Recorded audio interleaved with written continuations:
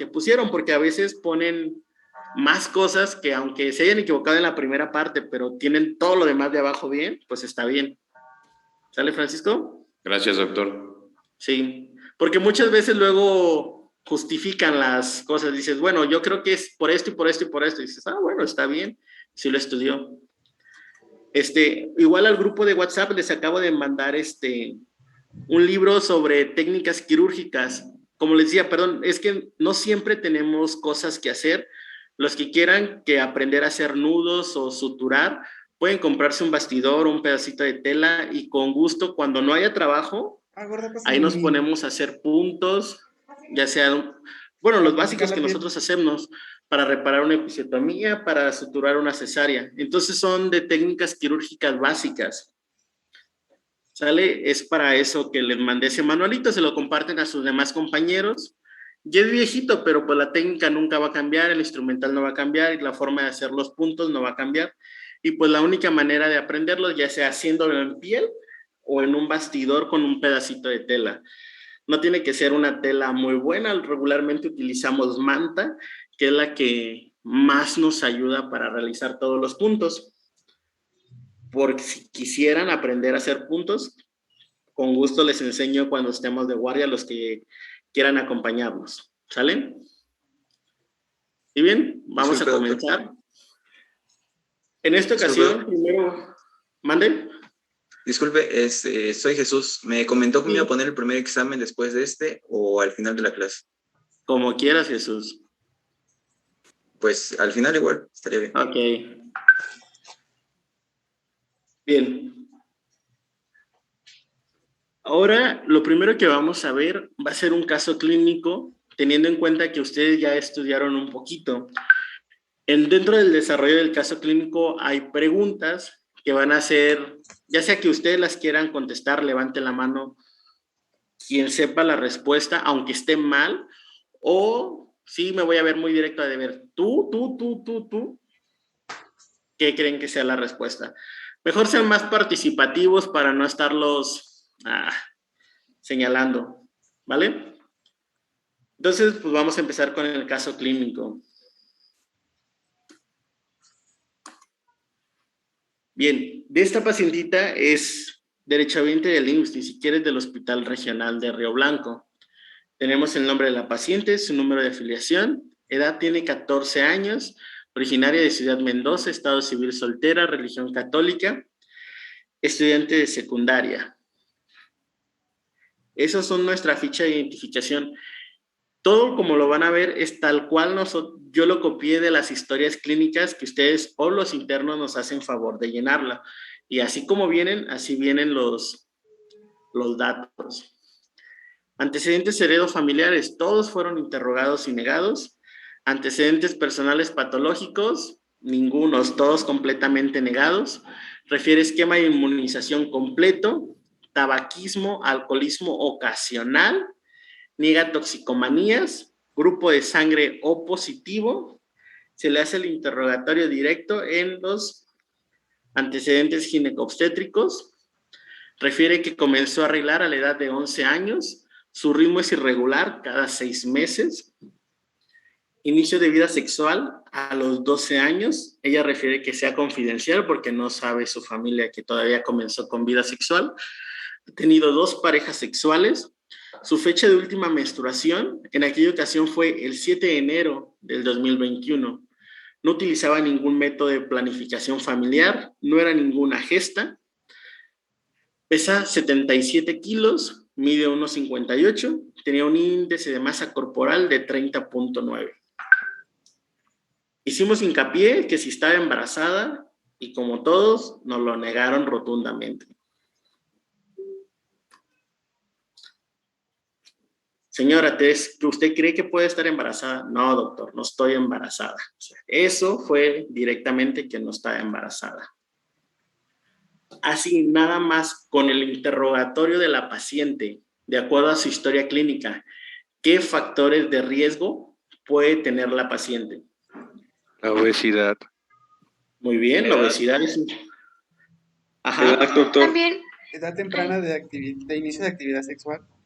La edad temprana, muy bien. También ciclos Luego, irregulares, doctor. así es, ciclos anovulatorios cada 6 meses. La Que falta la de uso de disfunción- métodos también. El uso de método y eso que tenía vida sexual. Entonces, todos esos casi son para todas las patologías ginecológicas y obstétricas, van a ser casi los factores de riesgo no van a cambiar. Aparte de eso, tiene tabaquismo y alcoholismo ocasional, si vieron. Entonces, lo que es la obesidad, el inicio de vida sexual temprana, no utilizar métodos de planificación familiar, ella muy probablemente porque está confiada de que pues no reglo y si reglo cada 6 meses, pues ¿para qué me cuido? Tal vez no pueda quedar embarazada, ¿no? Y bien, ella tiene su fecha de ingreso el 31 de marzo del 2021, ingresó a las 8 de la mañana. Una paciente que acude a valoración de urgencias por presentar dolor tipo cólico acompañado de sangrado transvaginal. Aquí póngale mucha atención a lo que refiere ella. Dolor tipo cólico acompañado de sangrado transvaginal. Y ella dice que no está embarazada. Así, ustedes la revisan, la ven en su consultorio, la ven en el centro de salud o la ven en el hospital y de acuerdo a lo que le dicen la paciente, ¿ustedes qué sospecharían hasta ese momento? Por Un aborto, ¿no? el ¿Amenaza de dolor, aborto? es amenaza de aborto, por el dolor y el Pero, sangrado. O ok. en su dado caso, embarazo. Propiamente si lo negó, es que te pueda decir que está embarazada, ¿no? Así es, pero Porque puede Igual ser puede implantación. ser que va a arreglar, ¿no, doctor? o puede ser que vaya a arreglar. Ahora otra cosa, no pueden decir aborto de primera instancia porque no le han hecho una prueba para ver si realmente está embarazada. Ella dice que no. Ella nada más fue por dolor y sangrado. No vi quien dijo que pudiera ser que sea su ciclo menstrual. Claro, puede ser su ciclo menstrual.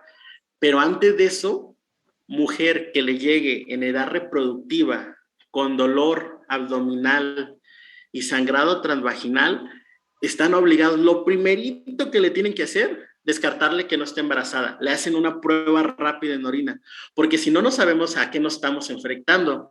¿Por qué? Porque la triada del embarazo ectópico, que va a ser la próxima clase que vamos a ver, el embarazo ectópico viene con dolor abdominal, sangrado transvaginal y prueba de embarazo positiva, que es lo mismo a que si fuera una amenaza de aborto. Entonces, si le llega con dolor y sangrado y la señora dice, no estoy embarazada, primero tienen que descartar que realmente no puede estar embarazada. ¿Por qué? Porque así van a saber a qué se van a enfrentar. Si no está embarazada y la prueba de embarazo en orina o en sangre, como ustedes se la pidan en ese momento, sale negativo, ahora sí, ¿quién dijo que pudiera ser su ciclo menstrual? Bueno, nos vamos por un sangrado uterino disfuncional.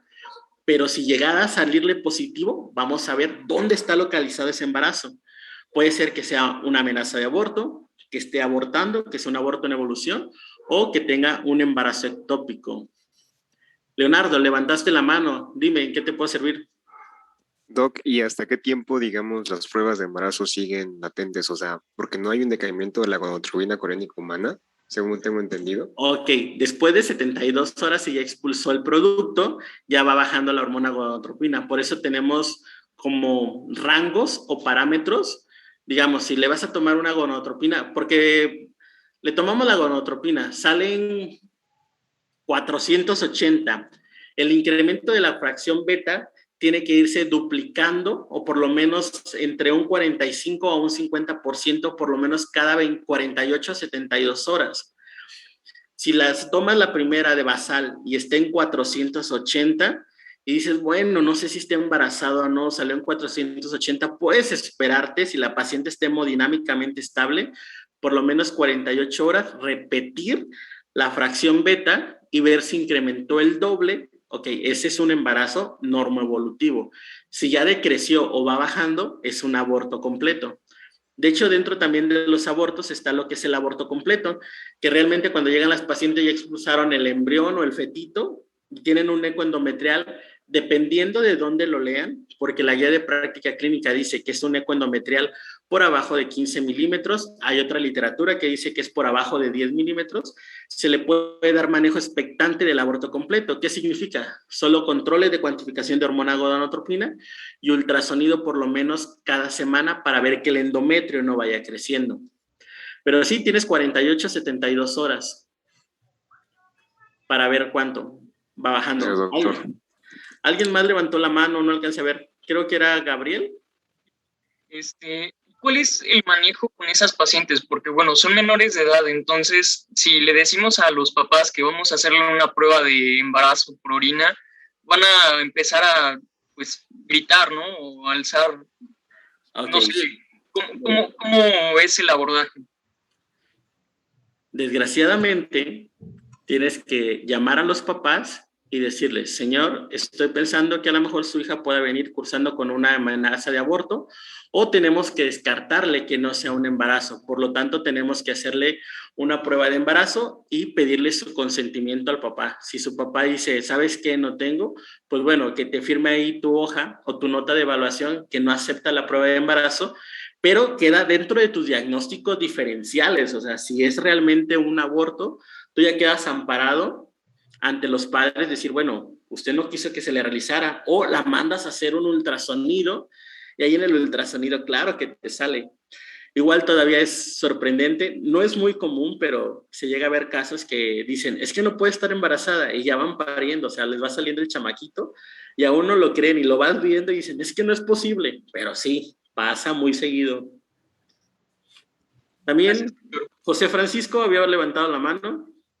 Sí, Doc, respondiendo a la pregunta, ¿podemos pensar así en primera instancia una endometritis? Esa es una de las complicaciones que puede dar una endometritis. Así es. Pero igual, tienes que pensar que toda mujer en edad reproductiva o en edad fértil, descártale su embarazo. O sea, tienes muchísimos diagnósticos diferenciales. Puede ser que tenga un sangrado uterino anormal, nada más por la edad, por la misma obesidad puede ser que tenga ovario poliquístico y por eso tenga ciclos anovulatorios. Entonces pueden ser muchas cosas, pero en primera instancia tienes que descartar que no. Mujer en edad fértil que llegue con sangrado y dolor, descartarle el embarazo. Siempre hay que descartar un embarazo. ¿Sale? Sí, doctor, gracias. Bien, luego ya la pasan a unidad tocoquirúrgica, sus signos vitales están dentro de parámetros normales, tiene una TA de 160, frecuencia cardíaca de 78, respiratoria de 18 y temperatura de 36.5, está consciente, orientada, bien hidratada, adecuada coloración de tegumentos, abdomen globoso, por panículo adiposo, blando, depresible, sin datos de irritación peritoneal. El tacto vaginal, aquí viene, el cérvix está posterior, dehiscente, el guante explorador, con sangrado moderado, rojo vinoso. Póngale mucha atención a las características de los sangrados, porque no son iguales cuando hablamos de una amenaza de aborto, un aborto en evolución o un aborto incompleto. El color del sangrado va cambiando. Entonces, aquí dice que el sangrado es rojo vinoso. Ahora sí, ya la revisaron, le hicieron tacto. De acuerdo a su exploración física, ¿qué estudios le solicitarían? Biometría hemática. Biometría hemática, muy bien, para ver que no tenga... ¿Una corónica? Una cuantificación, ¿sí? ¿Qué más? El ultrasonido. Ultrasonido, doc. Y un ultrasonido. Muy bien, vamos a ver qué le pidieron a esta paciente. Aquí están sus estudios de laboratorio. Leucos de 13.7, hemoglobina de 13, plaquetas de 143, TP de 12, INR de 0.89, una glucosa de 90, ácido úrico de 5.7, transaminasas TGO de 77, TGP de 64, DHL de 295. El ego todavía no estaba el resultado y tiene una prueba positiva de embarazo. Entonces esa paciente sí estaba embarazada. Ahora sí. Bueno, esta ya me la contestó, no vi quién. Entonces, ¿qué auxiliares de diagnóstico solicitarían a esta paciente? Ya me habían comentado que le iban a pedir su ultrasonido. Ya, se le realiza el ultrasonido fue un ultrasonido endovaginal encontrando un útero en anteverso flexión aproximadamente que mide 16 por 13 por 10 milímetros, en su interior de contenido anecoico, con un eco medio endometrial de 26 milímetros, anexos normales y no hay presencia de líquido libre.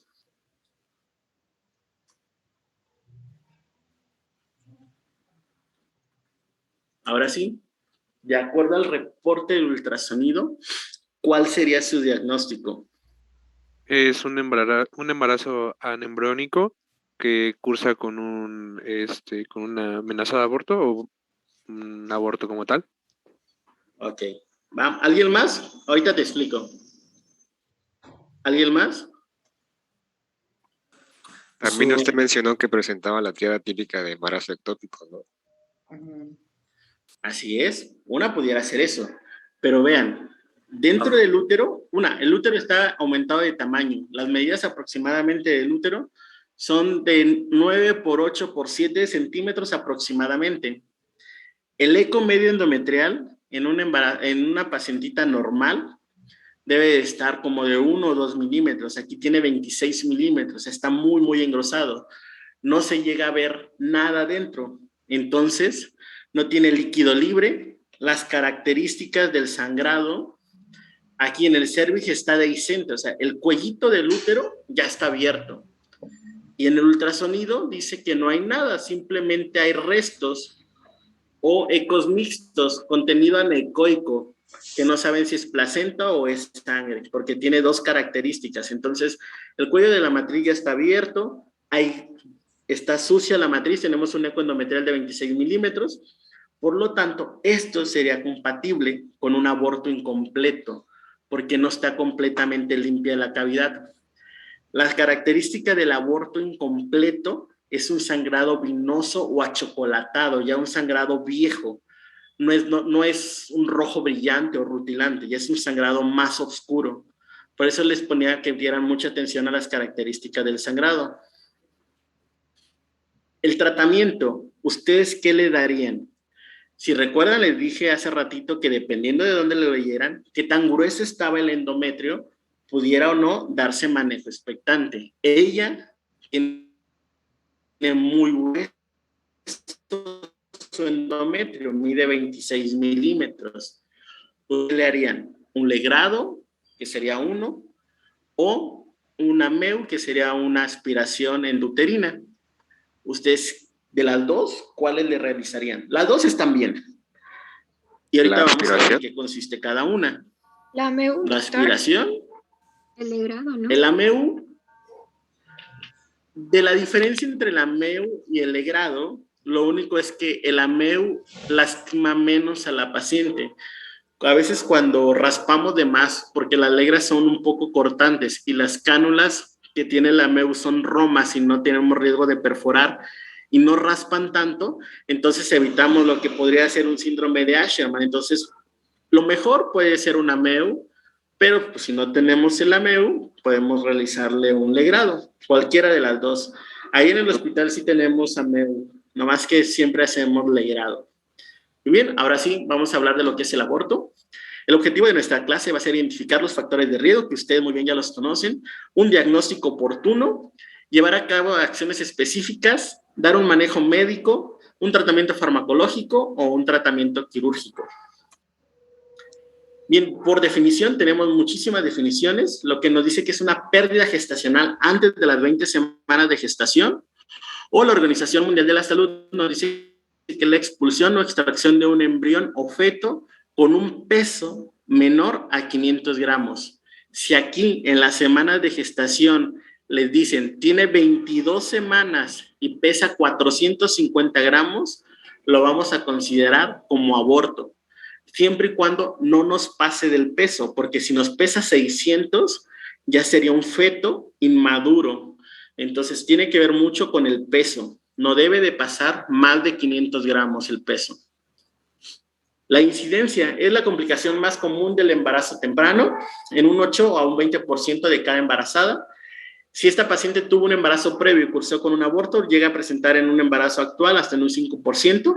El riesgo después de cumplir las 15 semanas de gestación es del 0.6%. Pérdida de embarazos subclínicos de 13 al 26%, pérdidas preimplantación un 50% y solamente el 1% va a ser un aborto recurrente. La etiología, son muchos factores que van a influir en ellas, como son factores, la principal causa de aborto inexplicable dentro del primer trimestre van a ser por cromosomopatías. La principal problemas de cromosomopatías, principalmente las aneuploidías que se llegan a presentar hasta en un 85%. Maternos.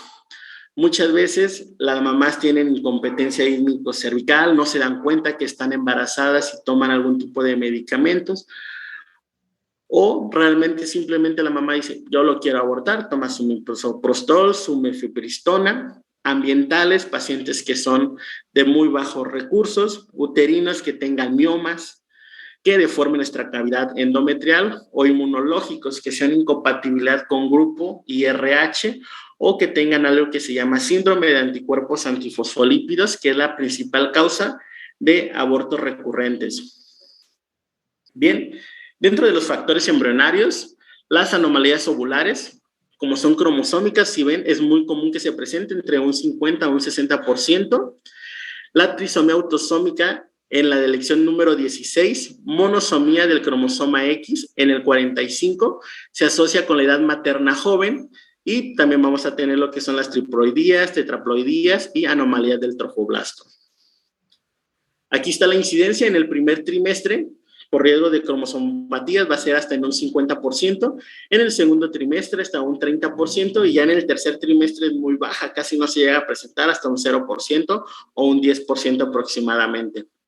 Dentro de los factores maternos, las infecciones por TORCH, quien ha ido en el hospital, tenemos una paciente con rubiola y citomegalovirus que está cursando con una amenaza de aborto actualmente, pero para ella tenemos que descartar que no tenga, salió positiva para IgG e IgM, para citomegalovirus y para rubiola. Entonces, infecciones maternas, enfermedades crónicas como insuficiencia renal, endocrinopatías como diabética, la obesidad, hipotiroidismo, deficiencia de yodo y tiroides, perdón, y recurrencia con aborto. También lo que entra el síndrome de anticuerpos antifosfolípidos, insuficiencia lútea o desnutrición grave, perdón. También otro de los factores ambientales puede ser el tabaco, que aumenta de 1.2 a 1.4 veces el riesgo por cada 100 cigarrillos al día. No creo que alguien fume tanto, pero bueno, el uso de cigarrillo, el uso de metrotexate, el uso de misoprostol, déficit de vitaminas, por lo menos ácido fólico y vitamina A, el uso de AINES y el café pudiera ser también uno de los factores de riesgo para amenazas de aborto. Factores uterinos, aquí están todos, como son miomas. Si la paciente anteriormente tuvo ya legrados o ya le rasparon su matriz, da algo que se llama síndrome de Asherman, que son sinequias o adherencias dentro de la cavidad uterina. Incompetencia ísmico-cervical, que el cuello o el cervix uterino no es competente y no puede aguantar el peso de un embarazo, por lo tanto se acompaña de dilatación y expulsa el producto regularmente a partir de las 18 semanas de gestación, o que tengamos pólipos mayores a 2 centímetros dentro de la cavidad uterina. Entonces, estos son los factores uterinos que influyen en las amenazas de aborto. Factores inmunológicos, lo que les había comentado, síndrome de anticuerpos antifosfolípidos, anticardiolipinas, anticoagulante lúpico. Para el síndrome de anticuerpos antifosfolípidos, son todos los que tenemos que estudiar para factores inmunológicos. Bien, también esto, igual, la edad materna avanzada, los extremos de la vida, madres adolescentes o edad materna de riesgo, que son madres que sean por arriba de 35 años, aborto espontáneo previo, el tabaquismo sigue siendo un factor de riesgo. Por grupo de edad, de 20 a 30 años, tenemos que puede presentar una amenaza de aborto de entre un 9 a un 17%, más de 35 años, un 20%, a los 40 años, un 40%, y ahí eran los 50, ahí me equivoqué yo, arriba del 80%. Igual, si ya han tenido un aborto previo, tienen una pérdida del 20%, Si ya tienen 2 pérdidas, aumenta el riesgo hasta un 28%, y si tienen 3 o más pérdidas, va a aumentar el riesgo en el embarazo por óvulo hasta en un 43%. Bien, lo que les decía, los factores cromosómicos se van a presentar en un 50%. Lo principal son las aneuploidías en un 85%, las triploidías en un 10% y las tetraploidías en un 4.2%. Entonces, la principal causa de aborto en el primer trimestre son alteraciones, son por cromosomopatías, de las cuales las primeras son las aneuploidías, que se van a presentar en un 85%. Igual, en esta imagen lo representa. Trisomía autosómica, trisomía del cromosoma número 16, aproximadamente 30%, triploidía, un 16%, perdón, y monosomía de un 11 a un 15% y tetraploidías hasta en un 4%. Entonces, esos son los factores ambientales. Las formas clínicas que podemos presentar el aborto, bueno, dependiendo de su origen, puede ser espontáneo o puede ser provocado. Ahí como lo quieran manejar, ya sea terapéutico o que la mamá vaya y solicite la interrupción legal del embarazo. Por edad, ya sea en el primer trimestre o en el segundo trimestre. Y por clínica, todas esas son las que vamos a ver ahorita. Lo que es una amenaza de aborto, un aborto incompleto, un aborto completo, un aborto en evolución, un aborto diferido, un aborto séptico o un aborto habitual. Entonces, son las que vamos a ver a continuación. Entonces, vean muy bien, en la amenaza de aborto puede estar acompañado de sangrado o dolor y el orificio cervical va a estar completamente cerrado. Entonces, si tenemos una paciente que cursa con una amenaza de aborto, puede presentar sangrado o dolor, cualquiera de las dos cosas. O llega a la consulta y dice, doctor, es que traigo sangrado transvaginal, a eso le llamamos una amenaza de aborto. O que simplemente ella refiere a dolor tipo cólico, lo vamos a llamar amenaza de aborto. Y no hay modificaciones cervicales, el cervix está completamente cerrado. La característica que tiene la amenaza de aborto solamente es sangrado o dolor. Puede ser dolor tipo cólico nada más. Para evaluar la gestación, tenemos que hacer un ultrasonido endovaginal. Lo que nos importa en el ultrasonido endovaginal es ver lo que es el saco vitelino. Si tenemos saco vitelino y está regular, con cordones regulares, es por lo menos un buen pronóstico. Y esto va a ser la evaluación de la gestación siempre, por lo menos en un 90, en un 96%. Para un aborto de repetición, tiene una recidiva más o menos del 22%. Si llegamos a ver un saco irregular o una presencia de hematoma, pues bueno, aumenta más el riesgo de amenaza de aborto. Por lo tanto, también tenemos datos ultrasonográficos de mal pronóstico. Si vemos la frecuencia cardíaca fetal por abajo de 100 latidos por minuto, es un mal pronóstico. El saco vitelino que sea pequeño y irregular, también datos de mal pronóstico, o regularmente tienen hematoma subcorial. Cuando una mujer llegue a su consulta y le llegue y le muestre un ultrasonido que refiera a un hematoma, realmente no hay tratamiento para los hematomas. ¿Qué le podemos hacer? Reposo relativo, que aún así, aunque donde lo lean, dicen que el reposo no sirve absolutamente nada. O sea, si la tienes en reposo o la tienes trabajando, no va a cambiar la historia natural de la enfermedad. Si lo va a abortar, lo va a abortar.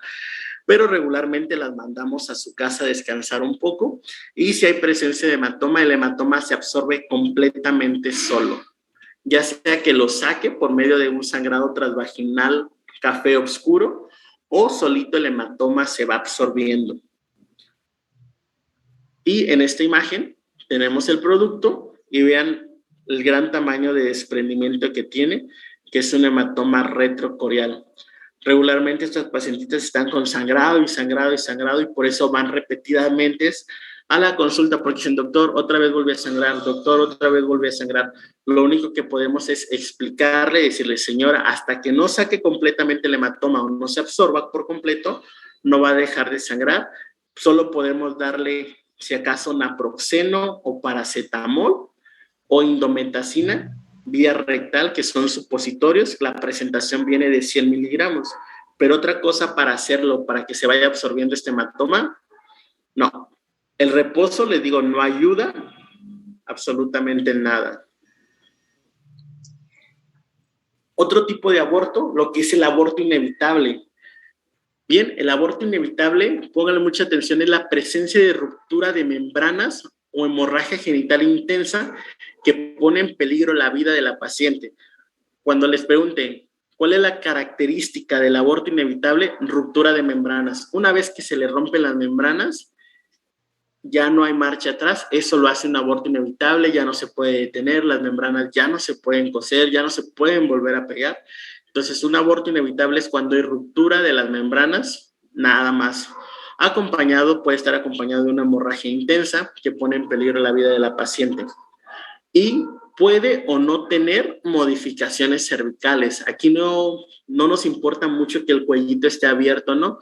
Si tiene salida de líquido transvaginal y el cuello está completamente cerrado, ni modo, ya sería un aborto inevitable.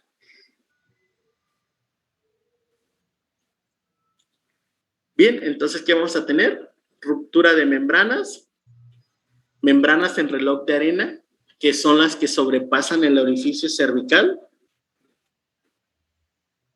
Un ejemplo, este es nuestro orificio cervical, las membranas van a salir por todo lo que es el canal del cérvix y al momento de hacerle una especuloscopía o al momento de hacerle tacto, ustedes las van a palpar aquí en esta parte como si estuvieran abombadas, como si fuera un globito.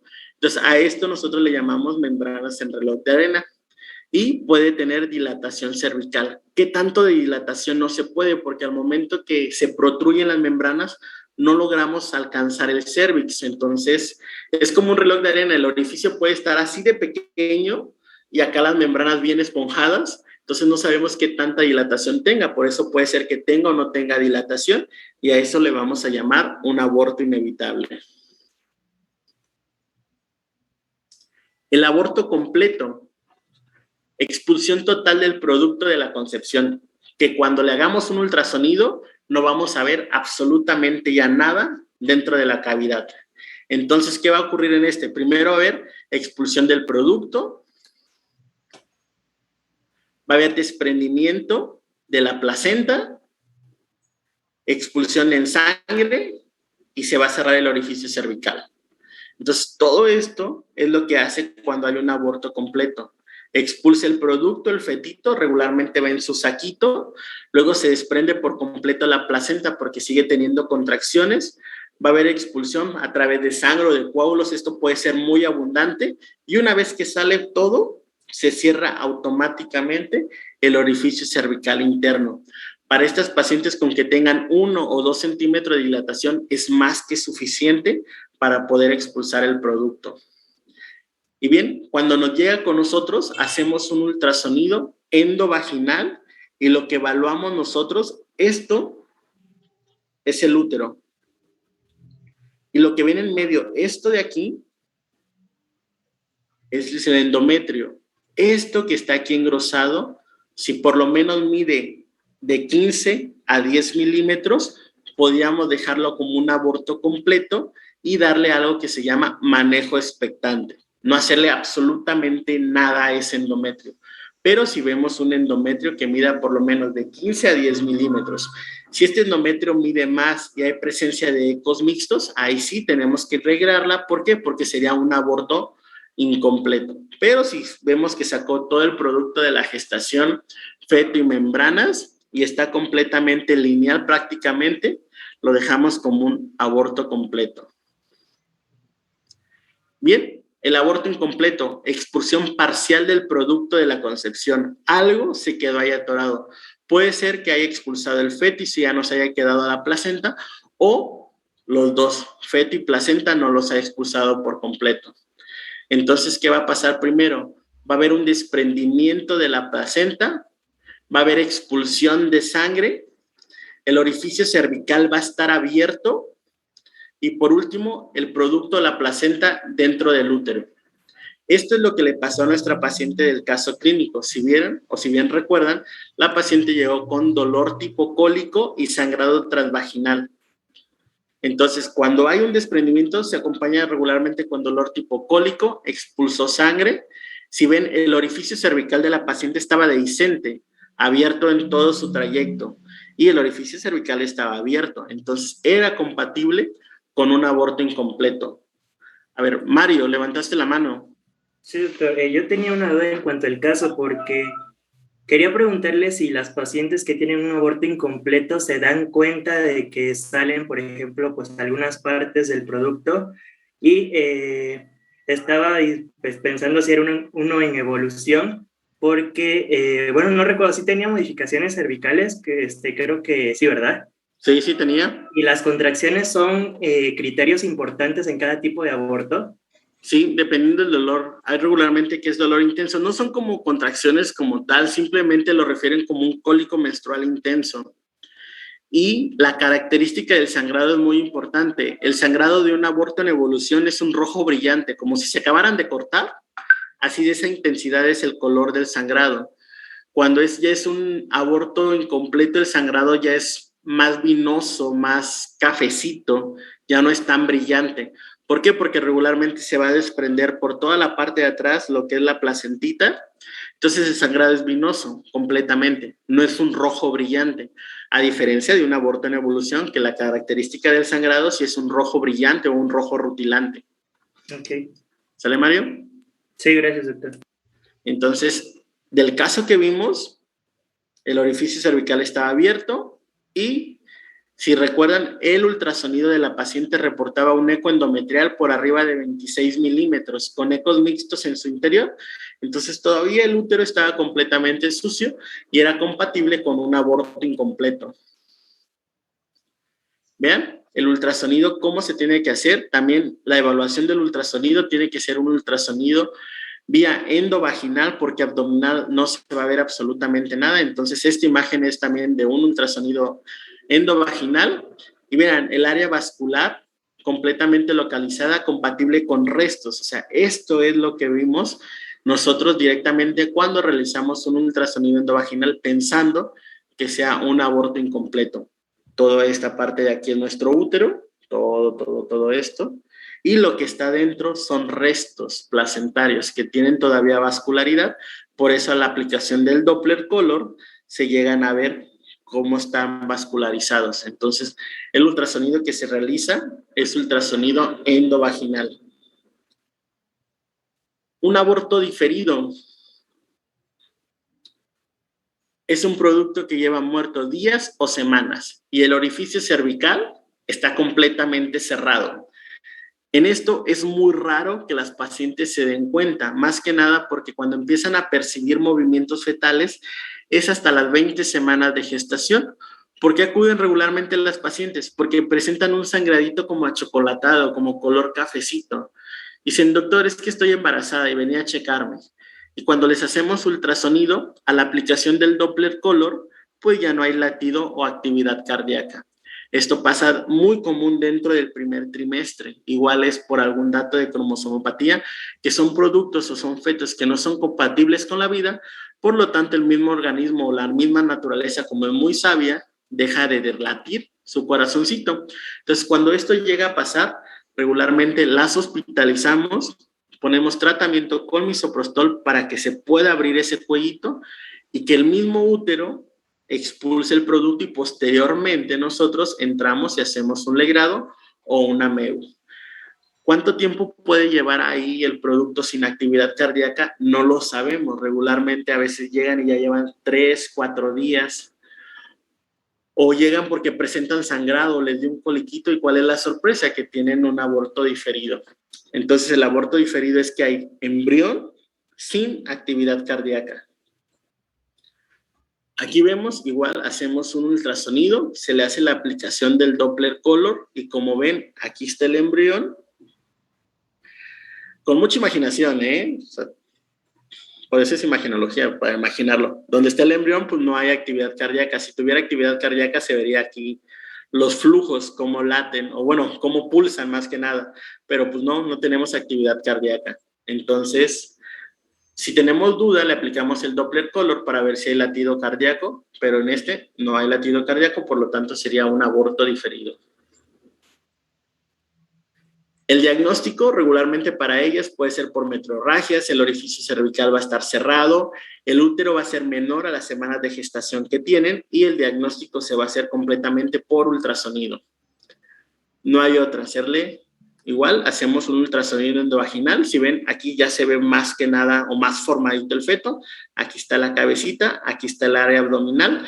Se le aplica la ventana del Doppler color y no tenemos datos de actividad cardíaca. Entonces, es un aborto diferido. También tenemos lo que son los embarazos anembriónicos o un aborto anembriónico. Van a escuchar como huevo muerto retenido. Entonces, aquí se llega a formar saco gestacional, pero no hay nada en su interior. O sea, la paciente sí está embarazada, pero no tenemos embrión. Entonces, el saco, para hacer un embarazo anembriónico, puede ser un saco irregular, completamente, pobre reacción corio-decidual, porque no tenemos reacción corio-decidual, no hay presencia de saco de York, entonces nos hacen lo que es un embarazo anembriónico. Igual el ultrasonido, que para realizar este es un ultrasonido endovaginal, y solo vamos a tener presencia de saco gestacional sin desarrollo de embrión. A eso le llamamos un embarazo anembriónico. Igual es el mismo proceso, las pacientes llegan, hacemos el diagnóstico. Como el orificio cervical está completamente cerrado, se le inicia tratamiento para el manejo del aborto con misoprostol o mifepristona, y ya que tiene condiciones cervicales, entramos a realizar un legrado uterino instrumentado. Para el embarazo anembriónico tenemos también criterios mayores. Si las semanas de gestación es mayor o igual a 20 milímetros el saco, podemos hacerle el diagnóstico por un ultrasonido abdominal, o si las semanas de gestación son mayor o igual a 12 milímetros, por un ultrasonido endovaginal. También, si las semanas de gestación son mayor o igual a 20 milímetros sin presencia de saco y el yolk, vía abdominal, o las semanas de gestación que sean arriba de 8 milímetros por un ultrasonido endovaginal. Siempre el gol estándar para el diagnóstico de aborto va a ser un ultrasonido endovaginal, al menos que no tengan transductor endovaginal, pues bueno, ya lo podemos realizar abdominal, pero siempre va a ser el endovaginal. También los criterios menores, pobre reacción corio-decidual, menor a 2 milímetros, heterogeneidad en la reacción decidual, implantación baja del saco, un saco irregular o colapsado, nos hablan de un embarazo anembriónico.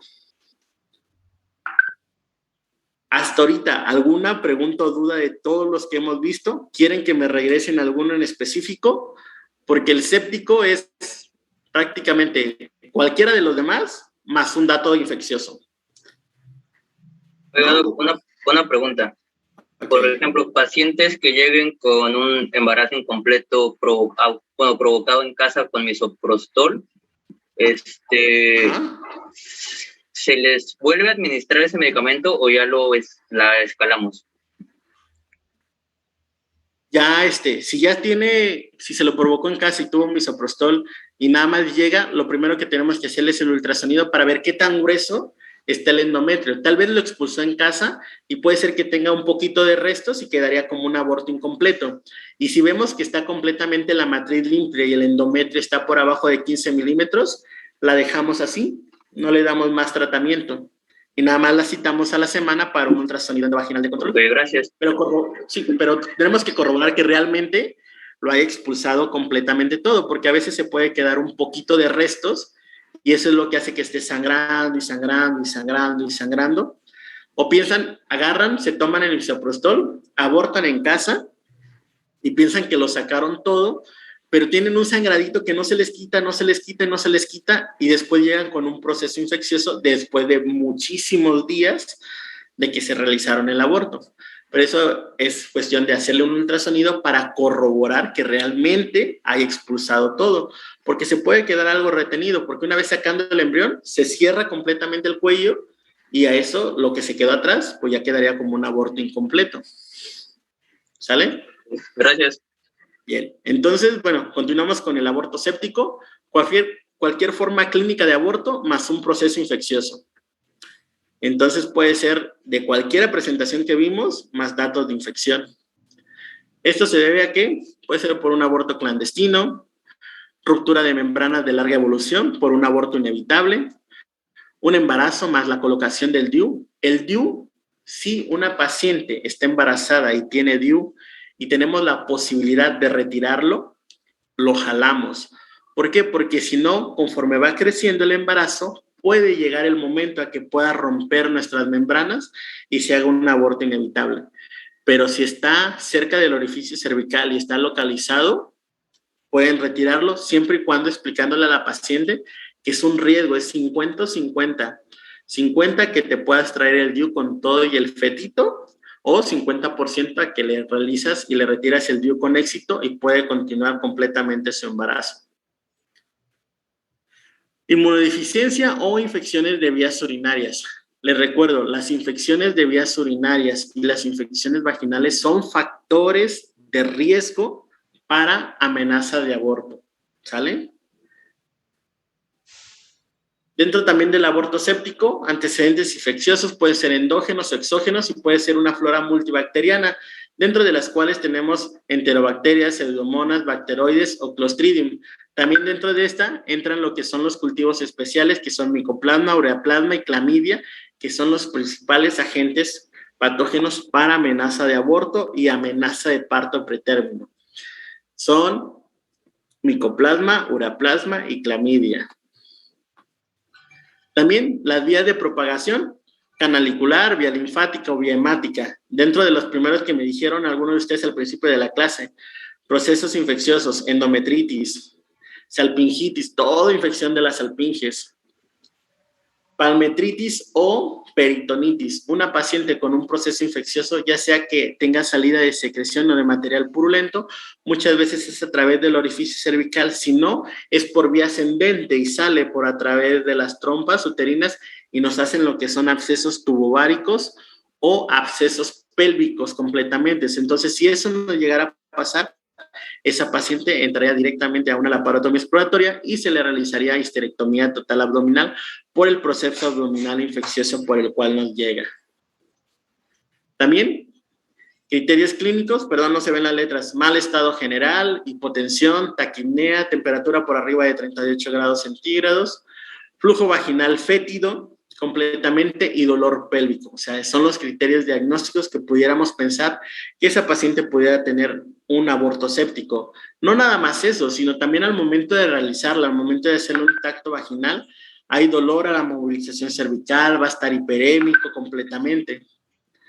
Perdón, las letras no se alcanzan a ver, pero es dolor a la movilización cervical, hipersensibilidad uterina y anexial y masa palpable y puede llegar a presentar ictericia a la paciente. Entonces, al momento de hacerle tacto a la paciente va a doler o va a gritar de dolor porque irrita completamente todos los ligamentos por el gran proceso infeccioso que se está llevando.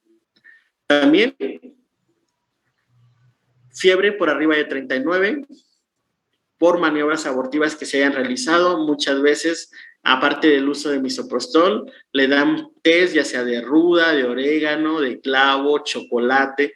Entonces, son los mismos que dan para provocar contracciones. Entonces, le dicen, mira, tómate este tecito y completamente pues llegan abortando. Y este proceso infeccioso nos puede llevar no nada más a una infección del útero, también a una peritonitis o afección a órganos vecinos. Se llegan a formar abscesos pélvicos muy grandes. A veces hemos retirado de 200 a 300 cc de puro material purulento. Y pues así como usted, así sea su primer bebé, pues tiene que entrar a histerectomía porque no podemos salvar completamente lo que es el útero. Bien, igual si tiene mayor a 12 semanas de gestación, también datos de perfinges, flujo purulento, datos de estado de choque, datos de coagulopatía intravascular diseminada, va a haber alteraciones y se va a activar todo lo que es la cascada de coagulación. Por eso es que esa paciente la ven llena de petequias por todos lados y eso todo por realizarse un aborto clandestino. También otro tipo de aborto que es el aborto recurrente o la pérdida repetida o la pérdida gestacional recurrente, que son 2 o más abortos espontáneos en forma consecutiva o alterna. Entonces, si una paciente le llega y si una gesta 4, abortos 2, parto 1, la consideramos como un aborto recurrente o una pérdida gestacional recurrente. El aborto recurrente se aproxima aproximadamente en 3 al 5% de las pérdidas gestacionales recurrentes y uno de los padres con una alteración cromosómica. y la alteración es propiamente de los padres, no es de la mamá. También puede ser por alteraciones o por malformaciones uterinas, como vemos los miomas, más que nada los submucosos o los intramurales que van creciendo y nos deforman por completamente la cavidad uterina. Estos se llegan a presentar entre un 18 a un 33 o un 37.6% de las pacientes. Si eso llegara a ser y llega a crecer el embarazo, pues bueno, pero ya para las siguientes gestaciones podemos hacer lo que son miomectomías, quitar completamente el mioma para que no tenga ninguna alteración y pueda llevar su embarazo completamente normal. También, este es el diagnóstico de las parejas con pérdidas recurrentes del embarazo. Pueden ser alteraciones cromosómicas, pueden ser alteraciones fetales en el 20%, alguna alteración que tengan los padres, ya sea diabéticos, hipertensos, obesidad, que utilicen algún tipo de droga, leiomiomas, todos los miomas también en un 15 o un 20%, insuficiencia lútea, anomalidades mullerianas que tengan útero bidelfo, útero bicorne, enfermedades autoinmunes como síndrome de anticuerpos antifosfolípidos o lupus eritematoso sistémico. Si ven, la incidencia es muy alta, en un 10%, incompetencia hídmico-cervical en un 8 o un 15%, o un síndrome de Asherman, que ese se realiza o lo podemos hacer nosotros de una manera que no queramos. Cuando hacemos los legrados, pues legramos un poquito de más o raspamos de más lo que es la cavidad uterina, pero por lo menos la frecuencia es muy, muy baja. También en el aborto recurrente, lo que más importa es el síndrome de anticuerpos antifosfolípidos. Es la principal causa de aborto recurrente. Si eso llega a pasar o tiene una paciente que está abortando y abortando y abortando, tienen que mandarle a hacer sus estudios para síndrome de anticuerpos antifosfolípidos. Para el diagnóstico de síndrome de anticuerpos antifosfolípidos, mayor o igual a 3 pérdidas que sean menos de 10 semanas de gestación. Eso se les voy a preguntar. Que tenga mayor o igual a una muerte fetal tardía sin malformaciones. Que sea mayor o igual a un parto menor a 34 semanas. O que la paciente no se haga preeclampsia, eclampsia o insuficiencia placentaria. Que tenga datos de restricción. Entonces, todo este es el cuadro clínico para síndrome de anticuerpos antifosfolípidos. Ahora, si le queremos pedir laboratorios, tenemos que pedir laboratorios y concentraciones elevadas de anticardiolipinas, lo que es la IgG o la IgM, detección de anticoagulante lúpico, y por lo menos deben de ser positivo, cuando menos en 2 ocasiones, con un intervalo de 6 semanas.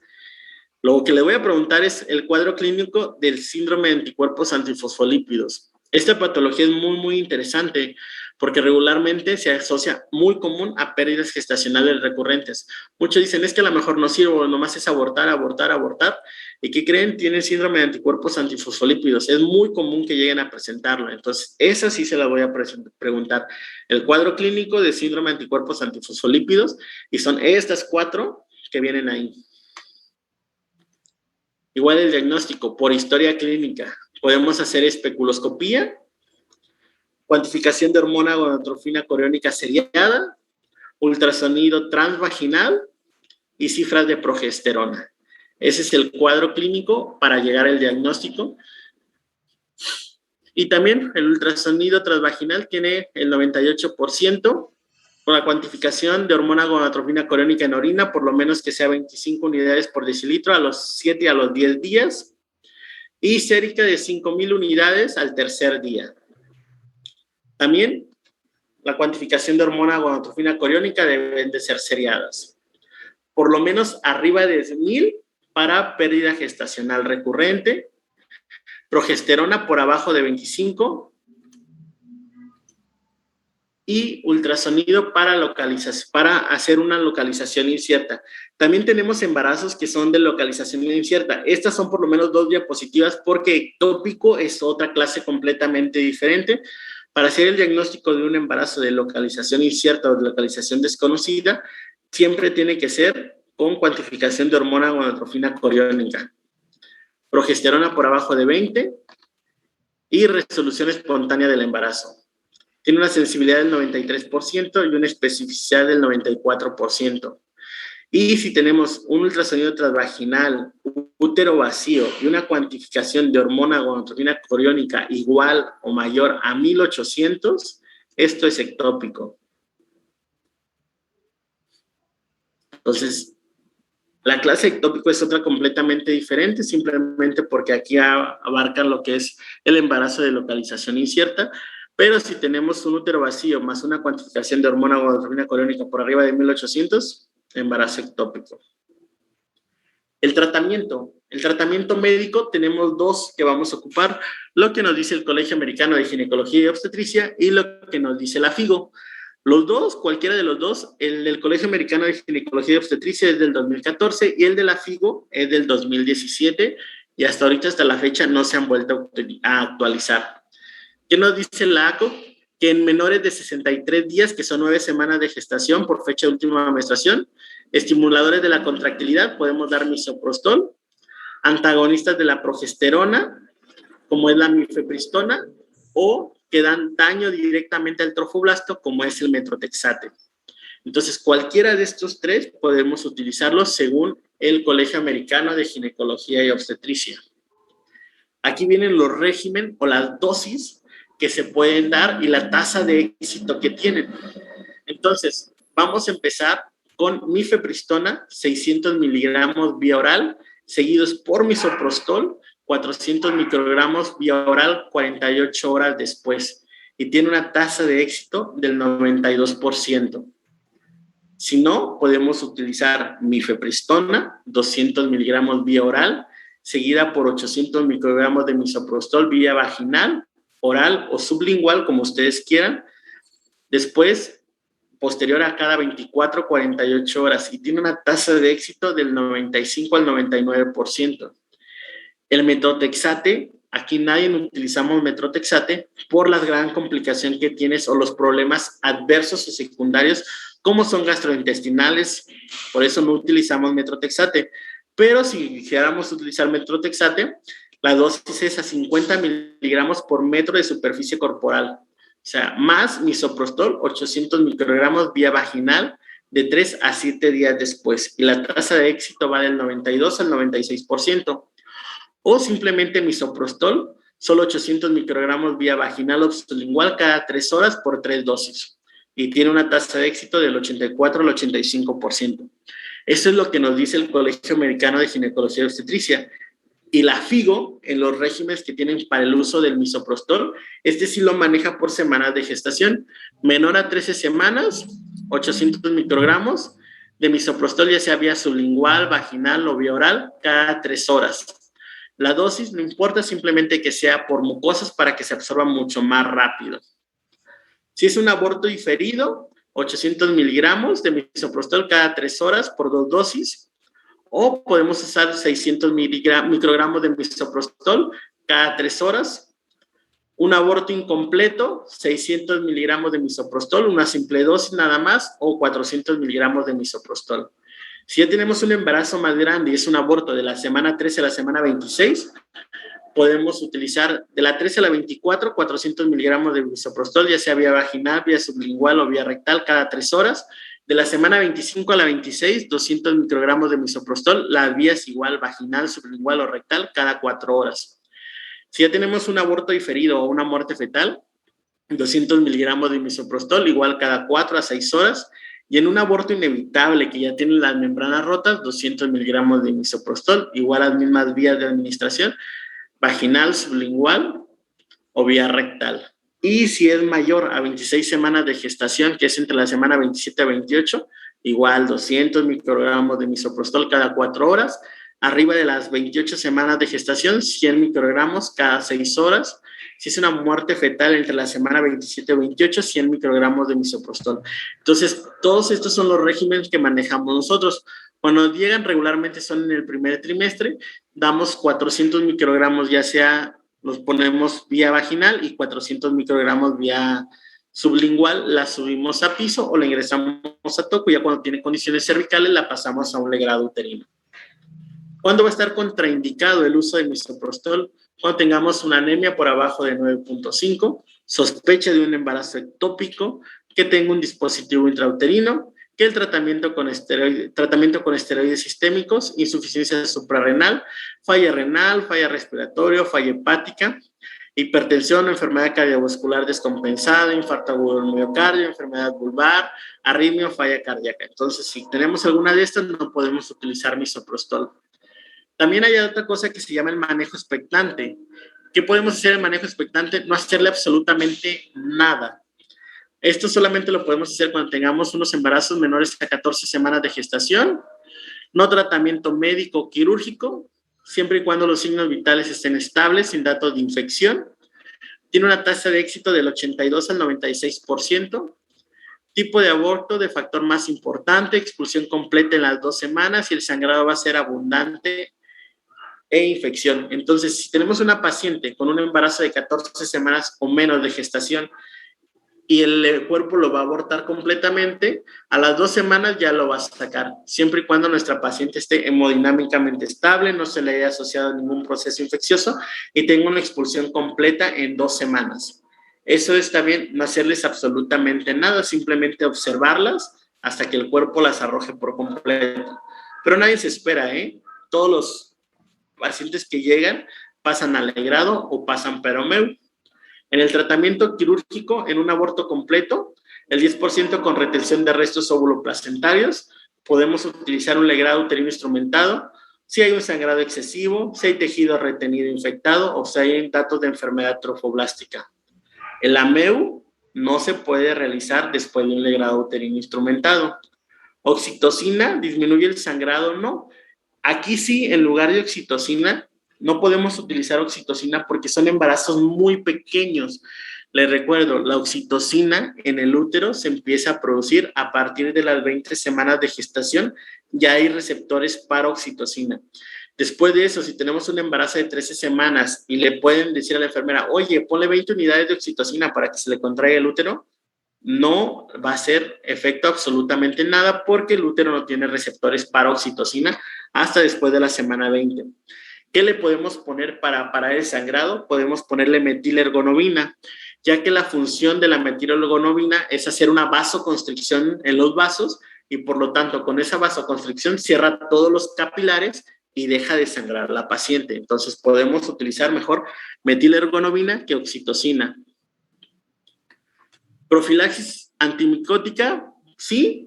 Regularmente en el hospital utilizamos lo que es ceftriaxona, cefalexina, cefotaxima o ampicilina, pero las guías nos dicen que debemos de utilizar doxiciclina 100 miligramos vía oral previo o 200 miligramos vía oral en el postquirúrgico. Aquí no tenemos doxiciclina, por eso utilizamos ceftriaxona, cefotaxima, que son las más comunes. Y el AMEU solamente lo podemos utilizar cuando el fondo uterino es menor a 11 centímetros, dilatación cervical menor a 1 centímetro y 6 a 8 horas después del tratamiento con antibiótico en un aborto séptico. Estas son todas las cánulas que van desde la 1 hasta la 11. Cada una de las cánulas tiene un grosor completamente diferente. La más pequeñita mide por lo menos 0.5 centímetros. Esta jeringa hace un poco de vacío y es por lo tanto que vamos a aspirar. Es una aspiración por medio de vacío. Al menos al momento que entra esto al útero, esta cánula, se botan estos seguros y empieza a succionar completamente sola. Lo único que tenemos que hacer es estar entrando y sacando para sacar la mayor cantidad de tejido que tenga. Esto es más recomendable cuando tenemos embarazos con enfermedad trofoblástica que un aborto incompleto. Por eso en un aborto realizamos lo que es el legrado uterino instrumentado y para el AMEU lo dejamos para enfermedad trofoblástica, porque el tejido trofoblástico que hay en las molas es muy, muy abundante. Entonces ahí se llena completamente la jeringa. Tú metes la jeringa y solito succiona completamente todo. Entonces eso es lo que vamos a realizar. El AMEU solamente en enfermedades trofoblásticas y el legrado uterino instrumentado en todos los demás tipos de abortos. El legrado uterino, cuando tengamos un fondo uterino mayor o igual a 12 centímetros, por lo menos debemos de tener una dilatación cervical igual o mayor a 1 centímetro, y esto siempre igual 6 a 8 horas después del tratamiento con antibiótico en un aborto séptico. Complicaciones, perforación uterina, a veces introducimos la legra completamente o no medimos qué tan profundo está y llegamos a perforar Eso nos puede ocasionar una hemorragia obstétrica, una lesión a órgano vecino, podemos perforar completamente hacia arriba la vejiga y hacia abajo el recto, puede haber una lesión cervical o esto mismo puede ser que ocasionemos un síndrome de Asherman. Como ven aquí, esta cucharita de aquí, hay dos tipos, hay roma y hay cortante. Cuando es cortante es cuando raspamos completamente de más y podemos realizar o provocarle a la paciente sinequias uterinas o adherencias por el mismo raspado enérgico que nosotros realizamos. Y ya por último, las grandes complicaciones que llegan a tener, pues bueno, una coagulación intravascular diseminada. Esto más que nada en los abortos sépticos, cuando la paciente nos llega con fiebre por arriba de 38 grados centígrados, dolor suprapúbico y expulsión de restos que estén completamente fétidos, regularmente por bacterias por E. coli, bacteroides o streptococos, y si se detecta Clostridium, bueno, podemos utilizar amicacina, 500 miligramos intramuscular cada 12 horas, metronidazol, 500 miligramos IV cada 8 horas por 3 dosis, cefotaxima 1 gramo IV cada 8 horas igual 3 dosis, ceftazidima 1 gramo IV cada 8 horas 3 dosis y doxiciclina 100 miligramos vía oral previo al procedimiento y 200 miligramos vía oral igual posterior al procedimiento. Igual hay que hacerlo con mucho cuidado porque todo tejido que esté infectado es muy friable y se puede perforar con mucha facilidad. Entonces, la perforación uterina durante el legrado puede ser más que nada en pacientes que son multíparas o por abortos tardíos. Igual el síndrome de Asherman, que son las sinequias uterinas posterior al legrado, y la hemorragia por presencia de restos ovulares, igual que nos puede ocasionar una coagulopatía o una atonía